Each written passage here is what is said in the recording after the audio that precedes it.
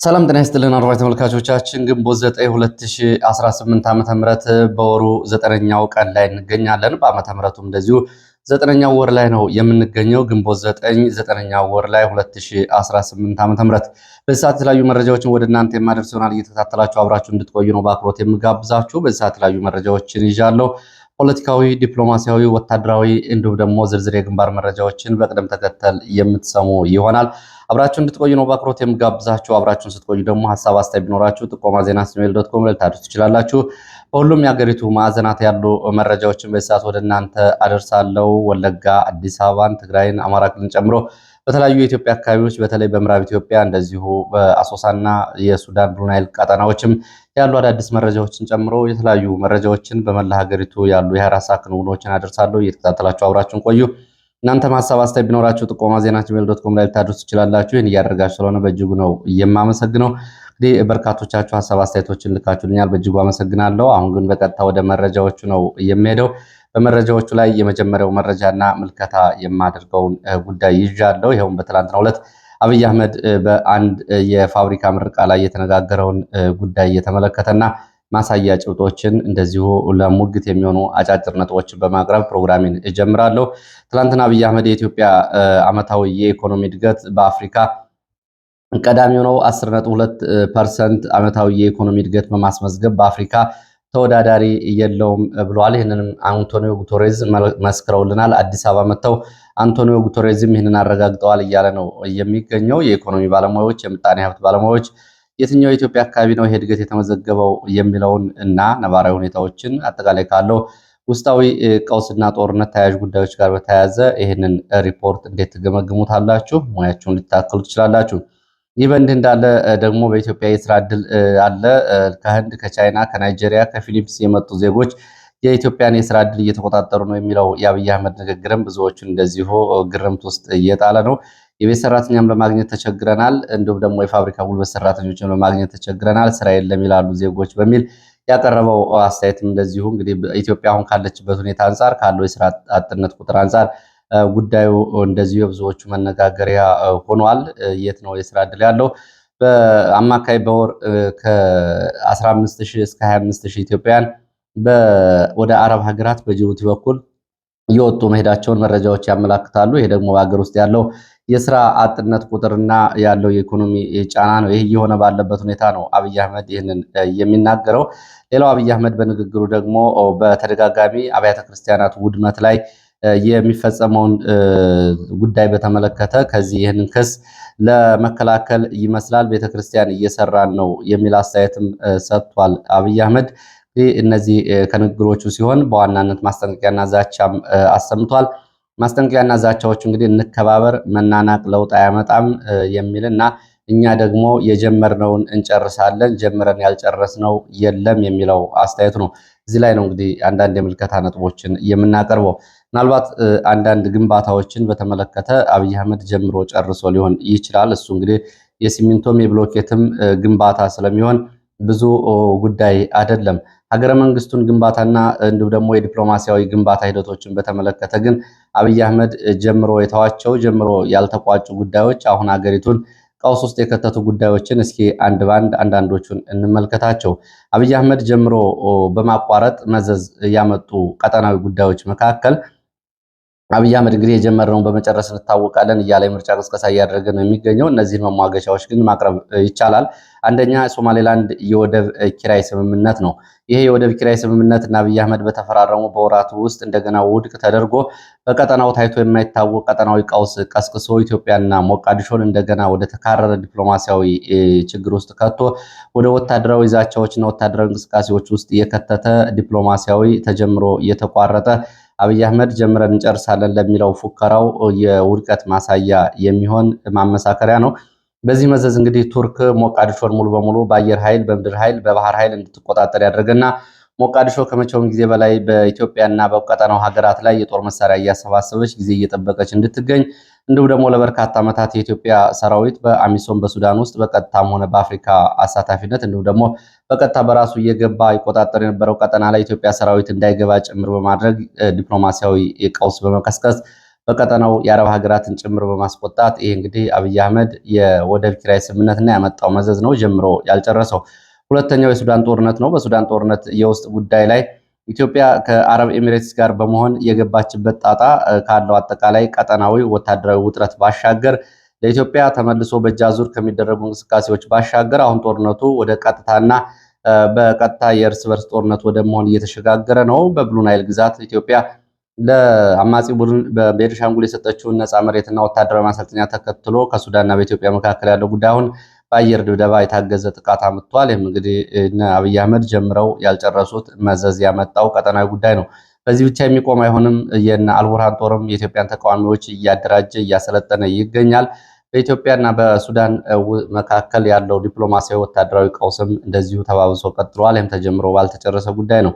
ሌላው ከኤርትራ ጋር ያለ ወዳጅነት ነው። እንግዲህ ከኤርትራ ጋር ያለው ወዳጅነት ተጀምሮ መቋረጥና አጀማመሩ ግልጽ ባልሆነ የዲፕሎማሲ ፍኖተ ካርታ ያልተመሰረተ ስለነበረ አሁን ላለው ወታደራዊ ውጥረትና ቀጠናዊ መዘዝ እንደዚሁ መነሻ ሆኗል።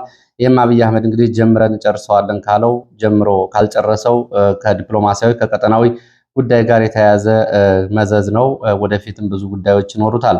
ሌላው አራተኛው ከህወሓት ጋር የሀገር ውስጥ ጉዳይ ጦርነት ነው። በሶስት ዙር ከህወሓት ጋር በተደረገ ጦርነት አብይ አህመድ ጀምሮ ያቆመው የጀምሮ የተወው ጦርነትና ወደ ደቡብ አፍሪካ ሄዶ የተፈራረመው ስምምነትና አሁን የፈረሰው የፕሪቶሪያ ሰላም ስምምነት እያመጣው ያለው እጣጣ አብይ አህመድ ጀምሮ ካልጨረሳቸው ጉዳዮች መካከል አንዱ ነው።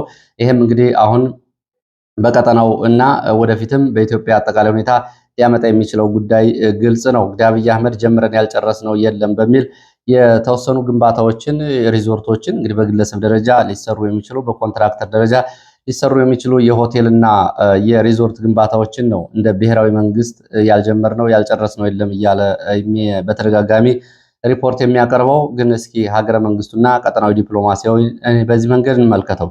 ሌላው ከህወሓት ባሻገር ከኦነግ ሸኔና ከኦጋዴን ነፃ አውጪ ታጣቂዎች ጋር በአስመራ እስከ ወለጋ ከአስመራ እስከ ጅጅጋ ድረስ ያልተጠናቀቁ ጉዳዮች አሁን የወለዱትን ቀውስ እንመልከት። የኦነግ ታጣቂዎች እና አብይ አህመድ ጀምረው ባለመጨረሳቸው ከአስመራ እስከ አዲስ አበባ ከአዲስ አበባ እስከ ወለጋ ሰተት ብለው እስከ ትጥቃቸው ሲገቡ ጀምረው ባልጨረሱትና ባልቋጩት ጉዳይ ነው በወለጋ ቀጠና ላለፉት 8 ዓመታት ይሄ ሁሉ ግፍና ሰቆቃ ሲደርስ እየቆየው።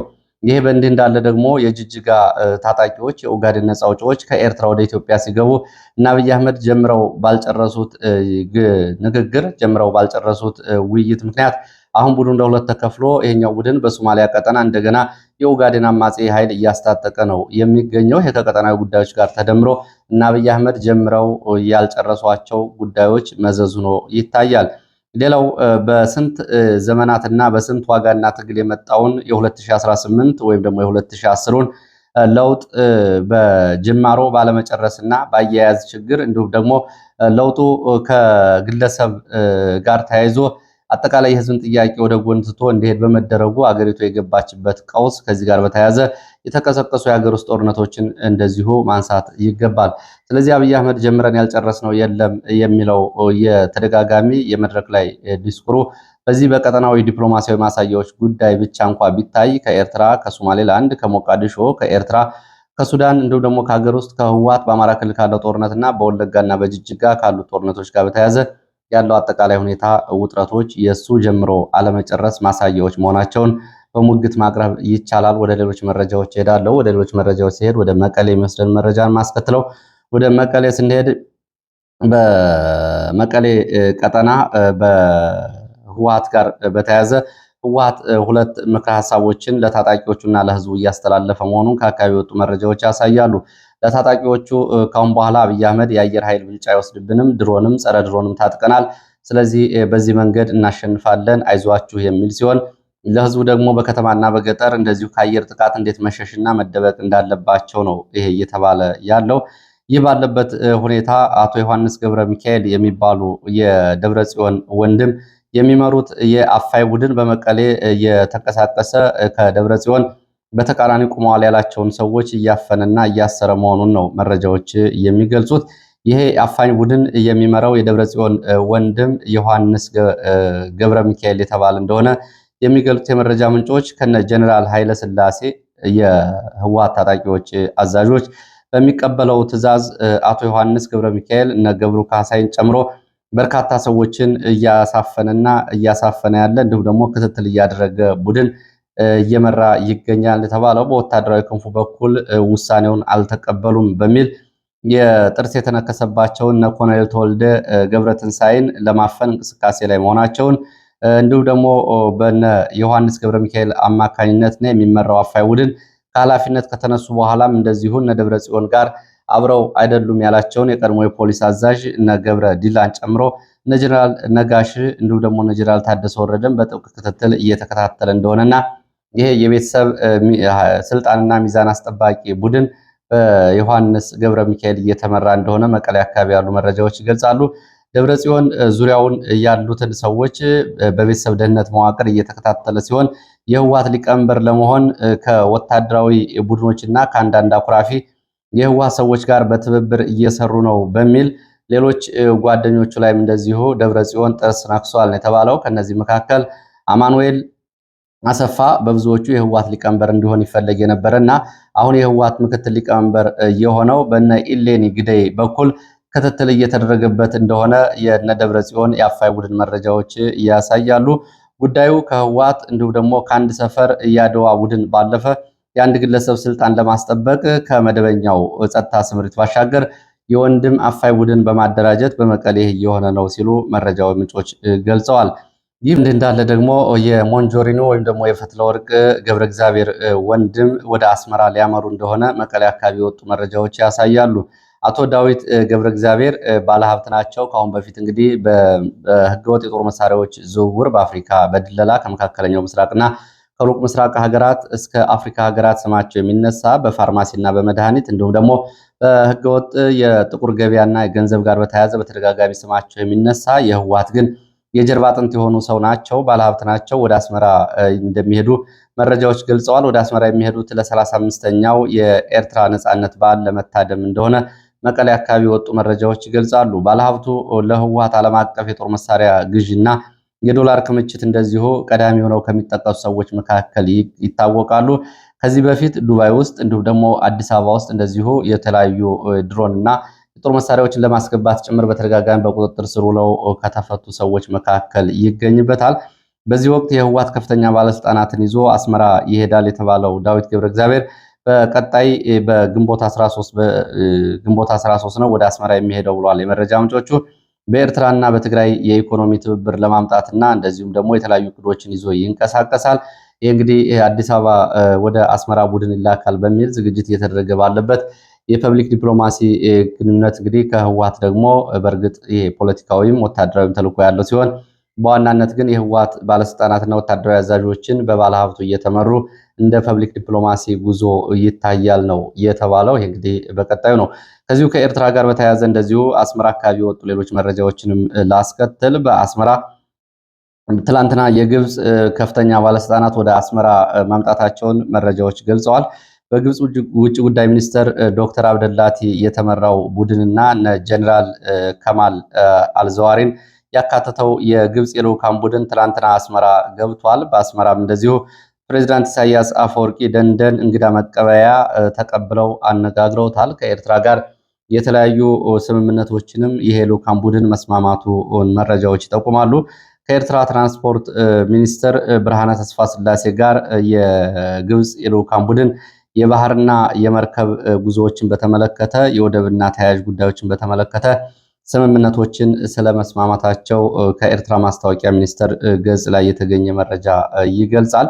የኤርትራ ማስታወቂያ ሚኒስትር የማነ ገብረ መስቀል በትዊተር ባሰፈሩት ገጽ ላይ እነዚህን ጉዳዮች አንስተዋል። ጉዳዩ እንግዲህ የኢትዮጵያና የኤርትራ እንዲሁም ደግሞ የኢትዮጵያ የቀይ ባህር ጉዳይን ጋር በተያያዘ እንግዲህ የራሱ የሆነ ትይዩ የሆነ አሉታዊ የዲፕሎማሲያዊ ተጽዕኖ እንዲያመጣ እንደሚችል ከዚህ መረጃ ላይ መገንዘብ ይቻላል። ለማንኛውም እንግዲህ አሁን ኤርትራና አስመራና ካይሮ በከፍተኛ ወታደራዊ፣ ዲፕሎማሲያዊ እንዲሁም ደግሞ የልማትና የተለያዩ ትብብሮች ውስጥ በከፍተኛ ግንኙነታቸውን ያሳደጉ ናቸው። ባለፈው ዓመትም ኢሳያስ አፈወርቂ ወደ ካይሮ ለረጅም ቀናት በመሄድ ጉብኝት ማድረጋቸው ይታወቃል። ከዛ በፊትም የሞቃዲሾ የአስመራና የካይሮ የሚል የሶስትዮሽ ጥምረት መፈጠሩ ይታወቃል። በውጭ ጉዳይ ሚኒስትሮች ደረጃ የሚደረግ ቋሚ ትብብር ተደርጎ ነበር። ከዛ በኋላ ሞቃዲሾ ወደ አዲስ አበባ ሲመለሱ በመሃል ትብብሩ ትንሽ መቆራረጥ ታይቶበታል። ወደ ሌሎች መረጃዎች ነው የምቀጥለው። ወደ ሌሎች መረጃዎች ስቀጥል ኢትዮጵያን የተመለከተ ዓለም አቀፍ ሪፖርት ነው። በግሎባል ቶርቸር ኢንዴክስ ደረጃ ላይ ኢትዮጵያ ከቀዳሚዎቹ ተርታ እንደሆነች የወርልድ ኦርጋናይዜሽን አገንስት ቶርቸር እየተባለው ድርጅት በዓመታዊ ሪፖርቱ አጋልጧል፣ ይፋ አድርጓል። በኢትዮጵያ ግጭት ባለባቸው የተለያዩ የሀገሪቱ አካባቢዎች አማራ፣ ኦሮሚያ፣ ትግራይ፣ አፋርን ጨምሮ በተለያዩ አካባቢዎች ሰፊ የሆነ ቶርቸር ይፈጸማል። ስልታዊ የሆነ ማሰቃየት ይፈጸማል። ይህም እንግዲህ አገሪቱን በዚህ ስልታዊ በሆነ ቶርቸር ወይም ማሰቃየት በመፈጸም በዜጎች ላይ ቀዳሚና ተጋላጭ አገር አድርጓታል። እንግዲህ በኢትዮጵያ ከቀዳሚዎቹ ዓመታት በባሰ ሁኔታ ደረጃዋ ወደ ታች አሽቆልቁሎ ዜጎችን በማሰቃየት እንግዲህ ወደ ግንባር መምጣቷን ይሄ ድርጅት ሪፖርት ያመላክታል። ይህ በእንዲህ እንዳለ ከአማራ ማህበር በአሜሪካ ሪፖርት አውጥቷል። ከሚያዝያ 26 ጀምሮ እስከ ግንቦት 2 ድረስ የነበረውን አጠቃላይ ሁኔታ በተመለከተ የሳምንታዊ የጦርነት ሪፖርቱን የደረሰ ግፍና ሰቆቃ፣ የጦርነትና ወደ ውጊያ ተዛማጅ መረጃዎችን ይፋ አድርጓል።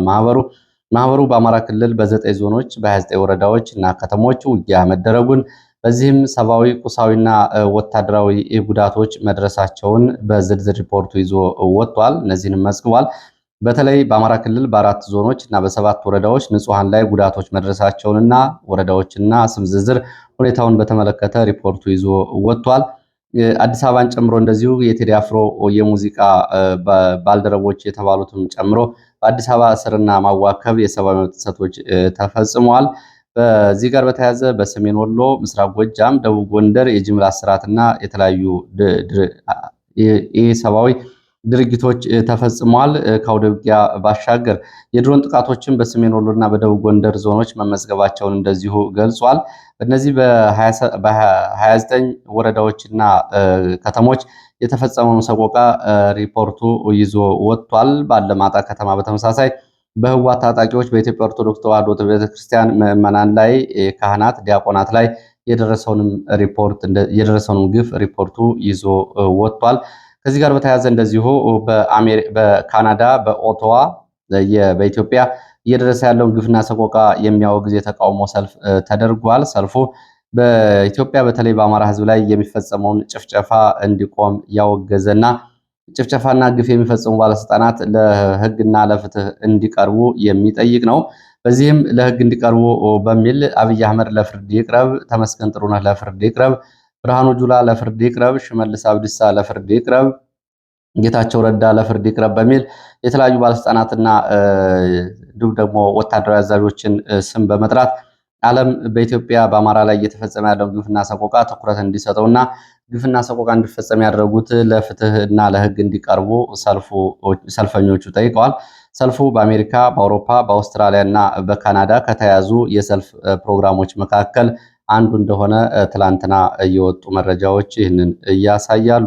ወደ ሌሎች መረጃዎች ነው የሚሄደው። ወደ ሌሎች መረጃዎች ወደ ቤኒሻንጉል የሚወስደን መረጃ አስከትላለሁ። በቤኒሻንጉል መተከል ዞን ዳንጉር ወረዳ ጁራሴስ ተብሎ በሚጠራ ቦታ ላይ በሚሊሻና በታጣቂዎች መካከል ለግማሽ ቀን የቆየ ውጊያ መደረጉ ታውቋል። በቅርቡ ራሳቸውን እያደራጁ የቀጠናው ታጣቂዎች በሸርቆሌም እንደዚሁ ከሚሊሻ ጋር ለሰዓታት የቆየ ውጊያ አድርገዋል። ኩርሙክ ተብሎ በሚጠራው የኢትዮጵያ ቀጠናም ከሱዳኑ ፈጥኖ ደራሽ ኃይል ጋር እነዚህ ታጣቂዎች ውጊያ ማድረጋቸውን የወጡ መረጃዎች እያሳያሉ። በቤንሻንጉል ቀጠና እንግዲህ ከብሉ ናይል ሱዳን የኢትዮጵያ አካባቢና የሱዳን አካባቢዎች ያሉ ውጥረቶችም ባሉበት ቀጥለዋል። ወደ ወለጋ የሚወስደን መረጃ አስከትላለሁ። በወለጋ ኪረም ወረዳ መርጋ ጅሬኛ ተብሎ በሚጠራ ቀበሌ ከሌሊት ጀምሮ በከባድ መሳሪያ የታገዘ ውጊያ እየተደረገ ነው። በሌሊት ራሳቸውን የሚከላከሉ የአማራ ወጣቶችን ለመክበብና ለማፈን ከተንቀሳቀሰ የጃል ሞሴስ ታጣቂ የመከላከያ እንዲሁም ደግሞ ከ6 የኦሮሚያ የጸጥታ አደረጃጀቶች ጋር ነው ውጊያ እየተደረገ ያለው። ውጊያው በሞርተር በድሽቃ የታገዘ እንደሆነ የዓይን እማኞች ገልጸዋል። በንጹሐን በሲቪሊያን ላይ በመኖሪያ ቤቶች ንብረትና ሀብት ላይ የደረሰው ጉዳት ገና እየተጣራ ነው። ውጊያው አሁንም እንደቀጠለ እንደሆነ ነው የመረጃ ምንጮች የገለጹት። ሃሮ ባጊን ተብሎ በሚጠሩ ደጋማ አካባቢዎች ደግሞ ከውጊያው ባሻገር የድሮን አሰሳና የድሮን ቅኝት እየተደረገ እንደሆነ የመረጃ ምንጮች ገልጸዋል። ባለፈው ወለጋ ያለውን ዘመቻ በተመለከተ አዲስ እቅድ በሚል በእነ ሽመልስ አብዲሳ የቀረበው እቅድ እንግዲህ ወደ አካባቢው አሁን ስምሪት የወሰዱት የኦሮሞ ተወላጅ የሚመሯቸው የመከላከያ እዞች በዋናነት ያው አብዛኛው እንግዲህ በየትኛውም አካባቢ ያው አብዛኛው የሚመራው በእነሱ ቢሆንም ለዚህ ልዩ ዘመቻና ኦፕሬሽን በሚል ስልት ታቅዶ ከገበሬዎችን እንደዚሁ በኢኮኖሚ ከማድረግ እንዲሁም ደግሞ የታጠቁትን የነሱ የጀርባ አጥንት ናቸው በሚል በዚህ መንገድ ነው ዘመቻ እየተደረገ የሚገኘው። በወለጋ ወደ አዲስ አበባ ዙሪያ የሚያመጣን መረጃ ላስከትል። በአዲስ አበባ ዙሪያ ሱሉልታ መስመር ትላንትና ከፍተኛ የሆነ አፈሳ መደረጉን የመረጃ ምንጮች ገልጸዋል። አፈሳ እየተደረገ ያለው ዛሬ በዚህ እንግዲህ ግንቦት 9 በአካባቢው በአዲስ አበባ ዙሪያ ብልጽግና የድጋፍ ሰልፍ ያደርጋል። ከዚህ ጋር በተያያዘ ነው ወጣቶች በብዛት ቀድሞ እየታፈሱ የነበሩት።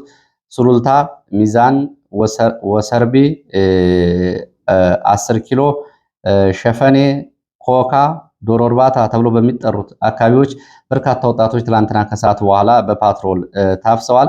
እንግዲህ ይህንን መረጃ ያደረሱ የመረጃ ምንጮች እንደሚገልጹት የታፈሱ ሰዎች ዛሬ በብልጽግና ሰልፍ ላይ ለድጋፍ የሚገኙ ከሆነ እንደሚፈቱ፣ የማይገኙ ከሆነ ግን እንደዚሁ ታስረው እንደሚቆዩ እንደተነገራቸው ቤተሰቦቻቸው ገልጸዋል። በፖሊስ ጣቢያዎች ደግሞ ከፍተኛ የሆነ ገንዘብ እንደዚሁ እስረኞቹና የተያዙ ሰዎች ይጠየቃሉ። በአዲስ አበባ ዙሪያ ሸገር በሚባለው ከተማና በአዲስ አበባ ከተማ በርካታ ፖሊሶች በየቀኑ በርካታ ሰዎችን ገንዘብ ይቀበላሉ አስረው ለፍተሻ ለብርበራ በሚል። ይህ ጉዳይ እንግዲህ በከፍተኛ ሁኔታ ብሶትና እንዲሁም ደግሞ በቁጣን እየፈጠረ ያለ ጉዳይ እንደሆነ ነው መረጃዎች የገለጹት።